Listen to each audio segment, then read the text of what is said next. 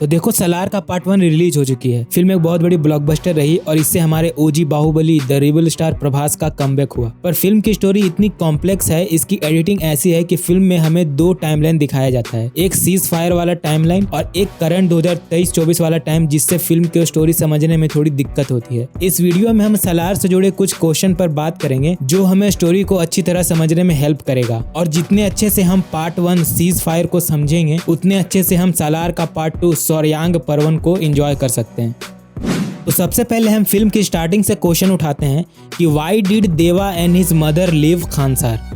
तो साल है 1985। 2 दोस्त हैं, देवा और वर्धा, जो खानसार में रहते हैं। दोनों की दोस्ती बहुत पक्की है। वर्धा जो खानसार के गद्दी का मालिक राज मन्नार का बेटा है, जिसे कर्ता भी बोला जाता है, और दूसरी तरफ देवा जो कि बहुत गरीब फैमिली में बिलोंग करता है। पर इससे उनकी दोस्ती के बीच कोई दिक्कत नहीं आती है। देवा वर्धा के स्टेप ब्रदर रुद्रा से उसे हमेशा प्रोटेक्ट करता है और अपने लाइफ को रिस्क में डालता है सो दैट वर्धा को वो मिले जो वो डिजर्व करता है। एनीवे, फिल्म की स्टार्टिंग में हम देखते हैं कि कुछ रॉयल गार्ड्स देवा के घर आए हुए हैं, उसके फादर को मारने के बाद उनके घर पे कब्जा करने और उसकी माँ को कस्टडी में रखने। देवा जो कि 15-16 साल का बच्चा है, उससे जितना हो सकता है वो अपने घर और अपनी माँ को बचाने की कोशिश करता है, पर वो कुछ कर नहीं पाता।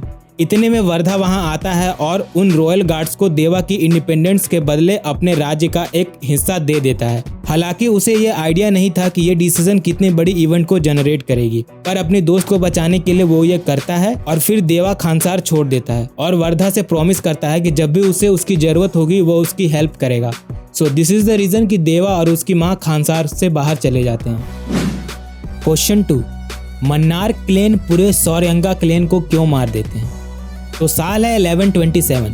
खानसार पर 3 ट्राइब्स का राज है, जो हैं मन्नार, सौर्यांगा और घनियार, और तीनों ट्राइब्स की सहमति से शिव मन्नार को खानसार का रूलर बनाया जाता है और उसके मरने के बाद सौर्यांगा ट्राइब्स का कोई सरदार या मेंबर खानसार का नेक्स्ट रूलर बनता। पर शिव मन्नार का बेटा राज मन्नार ये चाहता था कि मन्नार वंश का खून होने के नाते वो इस गद्दी पर बैठे, पर सौरंगा के होते हुए ये हो नहीं सकता था।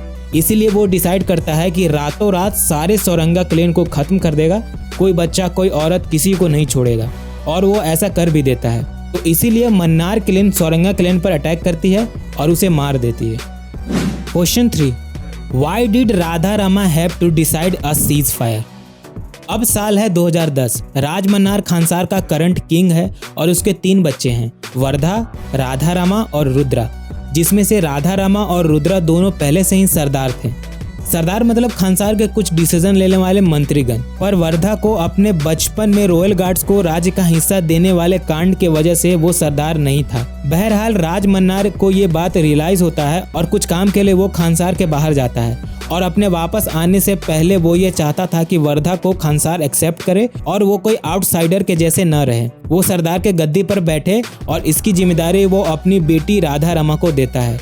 अब राज मन्नार जिस गद्दी पर वर्धा को बैठाना चाहता है वो गद्दी था रंगा का, और रंगा उसी का बेटा था जिसे बचपन में वर्धा ने राज्य का हिस्सा देकर सरदार बनाया था। मतलब रंगा के फादर को बिना किसी मेहनत के सरदार की गद्दी मिली हुई थी और इसीलिए राज मन्नार उसकी गद्दी को चुनता है। अब सरदार के 3 मेंबर एक साथ आते हैं, रुद्रा वर्धा का स्टेप ब्रदर जो उसे कभी पसंद नहीं करता था, रंगा जिसे वर्धा को अपनी गद्दी नहीं देनी थी, और भारवा राज मन्नार का दामाद जिसे ये डर था कि कल को उससे भी उसकी गद्दी मांगी जा सकती है। तीनों सरदार मिलकर प्लान करते हैं कि वो राज मन्नार के लौटने से पहले वर्धा को मार देंगे और वर्धा पर अटैक कर देते हैं। वर्धा को मारने ही वाले होते हैं कि राधा रामा खानसार पर सीज फायर लागू कर देती है। सीज फायर जिसका खानसार में मतलब है इस रूल को लगने के बाद खानसार में कोई खून खराबा नहीं होगा। पर रुद्रा इसके अगेंस्ट में होता है और सीज फायर हटाने के लिए वोटिंग का प्रस्ताव रखता है और उस दिन से ठीक 9 दिन बाद वोटिंग होगा। इस 9 दिन में सारे सरदार हैवी आर्मी तैयार करते हैं वॉर के लिए, और चूंकि वर्धा एक आउटसाइडर की तरह रह रहा था, उसके पास कोई आर्मी नहीं थी। वर्धा के दोस्त लोग उससे पूछते हैं कि हमारी आर्मी कहाँ है, हम कैसे लड़ेंगे। अगले दिन वर्धा अपने आर्मी को लेने के लिए जा रहा होता है एक जीप लेकर, और अपने साथ एक आदमी को लेकर आता है, द 1 मैन आर्मी। वो आर्मी था हमारा प्रभास, वर्धा का कमांडर, वर्धा का सलार देवा। क्वेश्चन 4 है कि वर्धा सीज फायर हटाने के पक्ष में क्यों वोट करता है। तो सीज फायर के लागू होने के ठीक 9 दिन बाद वोटिंग की जाती है और उसका रिजल्ट टाई हो जाता है। इसे वन साइडेड डिसीजन बनाने के लिए वर्धा को फाइनल वोट करनी होती है। वर्धा सीज फायर के अगेंस्ट वोट करता है, जिसे लोगों को लगता है कि वो अपने डेथ वारंट पर खुद ही सिग्नेचर कर रहा है। अगर सीज फायर हटी तो जंग होगी और वर्धा पर तीनों सरदार के द्वारा अटैक किया जाएगा। और सलार के हेल्प से वो जंग जीत जाता है, पर इसके बाद वो सरदार की गद्दी पर नहीं बल्कि खानसार का कर्ता बनना चाहता था। मतलब अपने फादर को रिप्लेस करके खानसार का रूलर बनना चाहता था। ये बात करते वक्त उसकी आंखों में लालच हम साफ साफ देख सकते हैं। फिल्म के एंड में हमें पता चलता है कि देवा और कोई नहीं बल्कि एक सौर्यांगा है। हाँ, राजमन्नार के द्वारा उस दिन किए गए जेनोसाइड में सौर्यांगा के कुछ लोग बच गए थे, वो थे देवा और उसकी माँ। तो टेक्निकली देवा को खानसार का रियल किंग बनना चाहिए, क्योंकि मन्नार वंश के बाद सौरंगा वंश का कोई आदमी नेक्स्ट किंग बनता, और दूसरी तरफ वर्धा को भी अब खानसार का किंग बनना था। इसी रीजन के वजह से दोनों एक दूसरे के कट्टर दुश्मन बनते हैं, और ये वन ऑफ द रीजन हो सकता है उनकी दुश्मनी का, जो कि हमें सलार के पार्ट 2 सौर्यांग पर्वन में पता चलेगा।